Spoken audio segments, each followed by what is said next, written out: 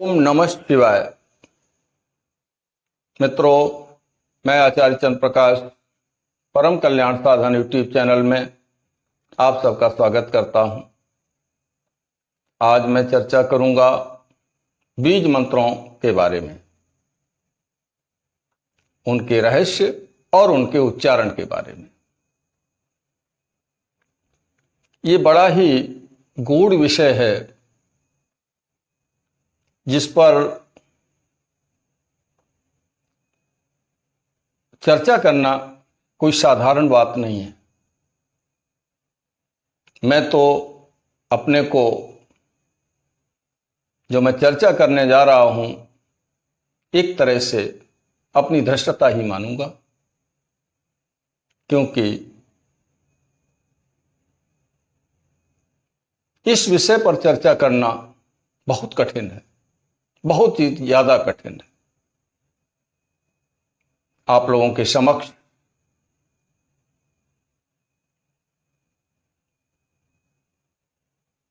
मैं चर्चा कर रहा हूं, इसको भी मैं अनाधिकार चेष्टा अपनी मानता हूं। फिर भी जो मेरे दर्शक हैं, जो इस चैनल से जुड़े हुए हैं, उनकी भ्रांति का निवारण करना, उनके प्रश्नों का जवाब देना भी मेरा दायित्व बनता है।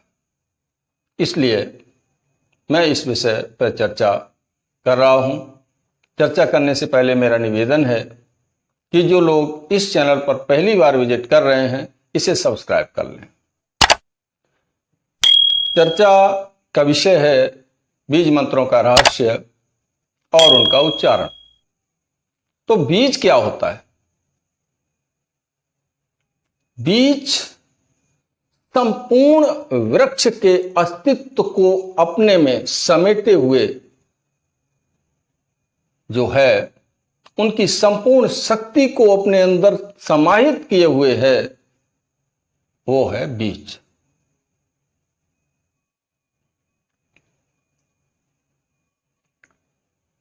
जब प्राचीन काल में हमारे आदि ग्रंथ आदिबांग में हमें बताता है कि जब कुछ नहीं था, प्रकृति बिल्कुल साम्यावस्था में थी, तो कोई क्रिया नहीं थी। जब क्रिया नहीं थी तो कोई गति भी नहीं थी। गति नहीं थी तो धुन भी पैदा नहीं हो सकती, तो धुन भी नहीं थी, कुछ नहीं था। प्रकृति में विक्षोभ हुआ तो क्रिया हुई, क्रिया से गति हुई और गति से ध्वनि पैदा हुई। वही ध्वनि जो सर्वप्रथम पैदा हुई, समस्त ब्रह्मांड में फैल गई, कण कण में फैल गई। उसको ओम कहा गया। ओम, ये प्रारंभिक धुन है, यूनिवर्सल साउंड। इसी से आगे की रचना शुरू हुई। ये ओम शब्द किसी भाषा का शब्द नहीं है। हमारी देवनागरी लिपि में भी ये शब्द नहीं आता। बाद में जब देवनागरी लिपि का विकास हुआ तो इस शब्द का विश्लेषण करने की कोशिश की गई। इस शब्द में 3 अक्षर आते हैं। अक्षर क्या है? अक्षर का मतलब होता है जिसका कभी क्षरण न हो। तो क्षरण किसका नहीं होता? उस सर्वव्यापी, सर्वसमर्थ, सर्वशक्तिमान परमात्मा का, ब्रह्म का कभी क्षरण नहीं होता, कभी उनमें परिवर्तन भी नहीं होता।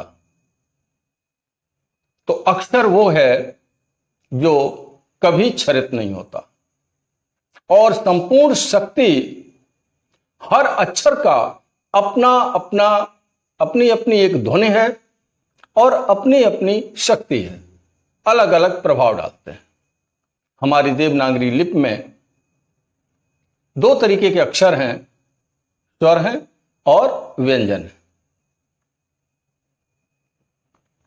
अ आ इ ई उ ऊ ये स्वर हैं, दो अनुस्वर हैं अंगहा और शेष व्यंजन है। तो ओम, आ, उ और मा, इन तीन से मिलकर के बनता है चौथा ऊपर बिंदु है। तो बिंदु कल्याण का प्रतीक है। आ शब्द, आ अक्षर ब्रह्मा का प्रतीक है जो सृष्टि रचना करते हैं। उ अक्षर विष्णु का प्रतीक है जो पालन करते हैं सृष्टि का। और जब ब्रह्मा ने पालन किया, ब्रह्मा ने उत्पन्न किया, विष्णु ने पालन किया, कालांतर में जाकर के सृष्टि में मलिनता आई, तो मलिनता को मिटाने के लिए भगवान शंकर, भगवान शिव का जो महेश नाम है वो मां है, अ उ मां। भगवान शिव परिवर्तन के देवता है। म शब्द का उच्चारण हमेशा होठ बंद करके ही हो सकता है। ओम बंद हो जाता है। बंद का मतलब समाप्ति, कामनाओं की समाप्ति। यदि हमें मोक्ष की प्राप्ति चाहिए तो हमें कामनाओं से निवृत्ति करनी होगी। कामनाओं से निवृत्ति होने के बाद जो आ उ मां के बाद जो अनुस्वार लगा हुआ है वो कल्याण का प्रतीक है। हमारा कल्याण होगा, मुक्ति प्राप्त होगी। कहने का भाव यह है कि ये ओम शब्द तीनों देवताओं का सम्मिलित स्वरूप है, ब्रह्म का प्रतीक है। ठीक, अब आते हैं एम। ये बीज, ये किसका बीज है? माता सरस्वती का बीज। ये मात्राएं और अनुस्वार जो ऊपर लगा हुआ है। एंग शब्द, एंग और एम, ये दो शब्द हैं। इसमें एंग शब्द में हम गणपति की पूजा करते हैं ना। प्रथम पूज्य गणपति हैं, उनका बीज क्या है? गंग। गा बोलते हैं, गंग। ओम गंग गणपते नमः। तो ये जो है गा शब्द का उच्चारण हमेशा मुंह खुला रख के होता है, गा। ये कामना पूर्ति के लिए करते हैं हम, किसी इच्छा की पूर्ति के लिए करते हैं, किसी शुभ काम की पूर्ति के लिए करते हैं, या अपने गृहस्थ जीवन की आधारशिला रखने के लिए करते हैं। तो यहां पर कामना है। कामना का अंत मां पे होता है और कामना की शुरुआत गा पे होती है। अगर हमें कामना की पूर्ति चाहिए तो गा का उच्चारण करना पड़ेगा। बीज कोई भी हो उसके आगे गा लगाएंगे, उसके आगे नहीं, उसके पीछे, उसके बाद में गा लगाएंगे। और अगर हमें कुछ नहीं चाहिए तो हमें मां लगाना पड़ेगा। कुछ नहीं चाहिए, सिर्फ कृपा चाहिए, कल्याण चाहिए, तो किसी भी बीज के बाद में मां का प्रयोग किया जाएगा।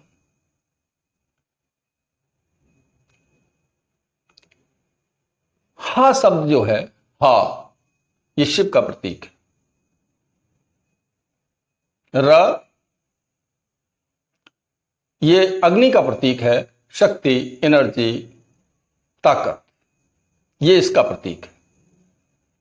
और ई जो लगा हुआ है वह शक्ति है। माता भुवनेश्वरी का यह बीज मंत्र बनता है क्या? ह्रीं ह्रीं, यह बीज मंत्र बनता है उनका। भगवान शिव का भी है, हा भगवान शिव का है। माता लक्ष्मी का भी यह बीज मंत्र माना जाता है।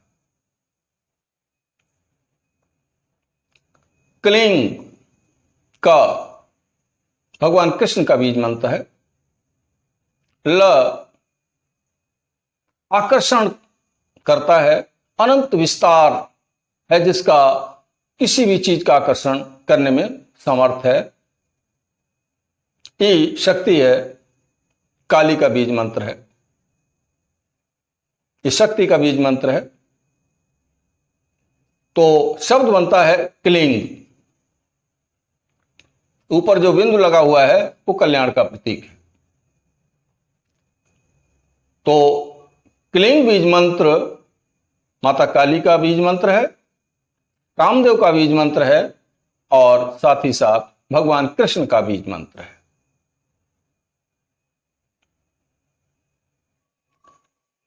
ह शब्द है, हा अक्षर है, भगवान शिव का प्रतीक है। ल, शक्ति का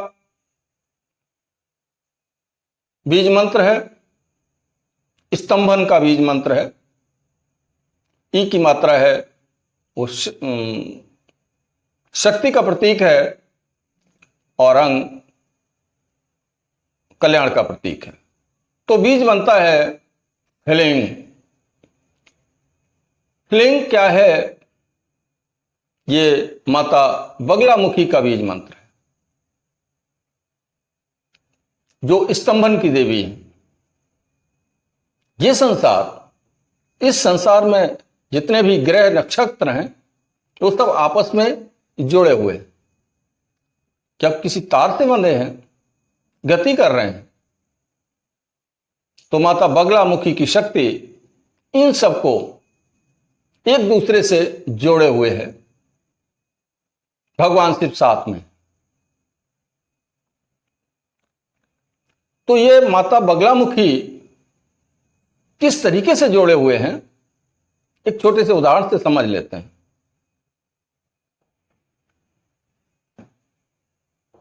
जो ह्लीं उच्चारण करते हैं, ह्लीं का उच्चारण करते हैं, वो उच्चारण से एक वाइब्रेशन पैदा होते, कंपन पैदा होते और कंपन विस्तारित होते चले जाते हैं।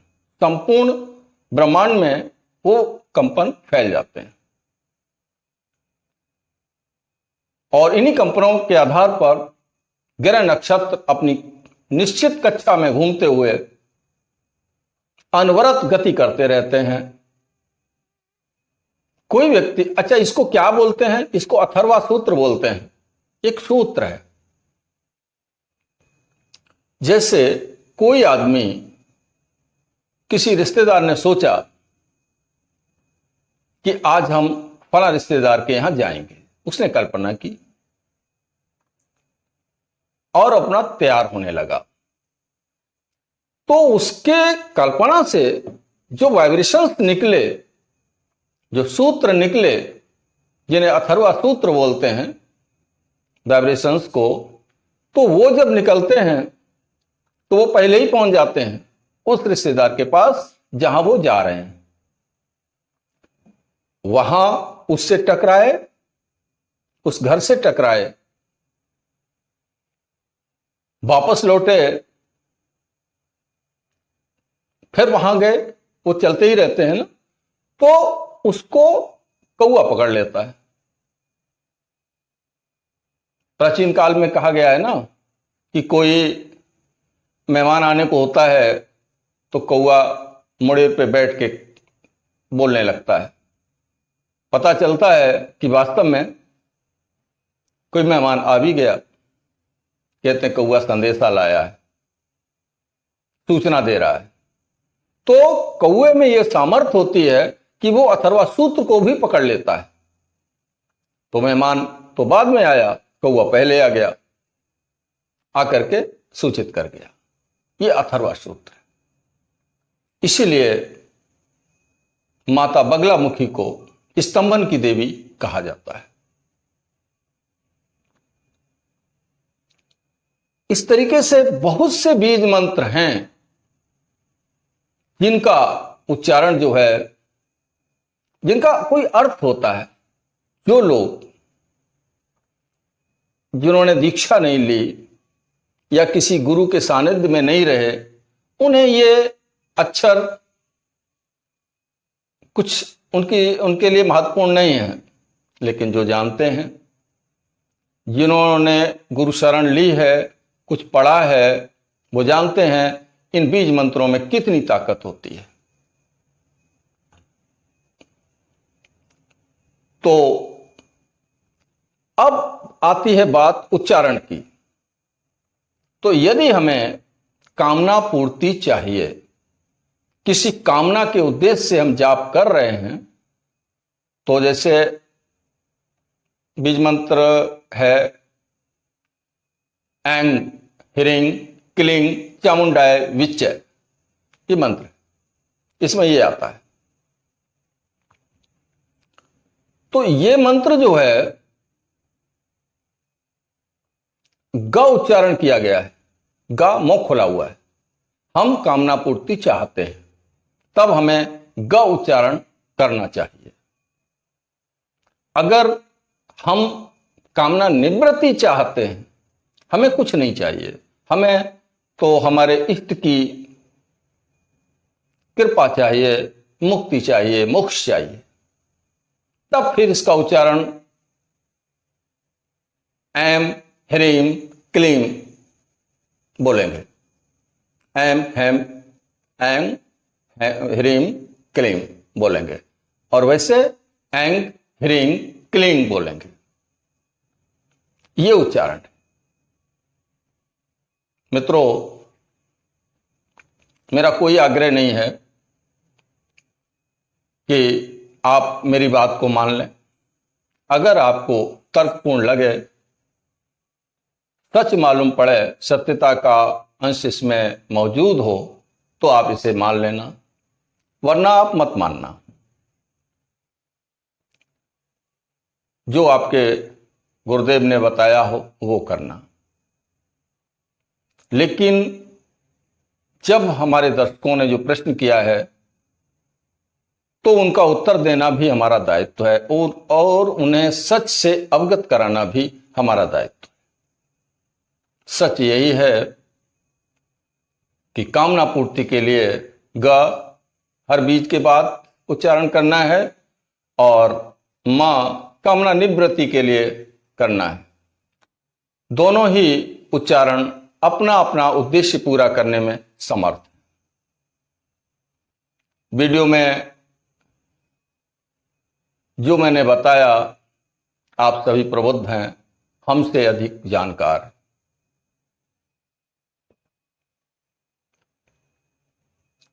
मैं दोबारा फिर वही बात कह रहा हूं कि ये सब कुछ विश्लेषण करना हमारे वश में नहीं है। जितना भी मैंने बोला, गुरुजनों से समझ करके बोल रहा हूं, जो उन्होंने मुझे बताया, जितना मुझे आता है उतना मैंने आपको बताया। आप सभी प्रबुद्ध हैं, हमसे ज्यादा शिक्षित हैं,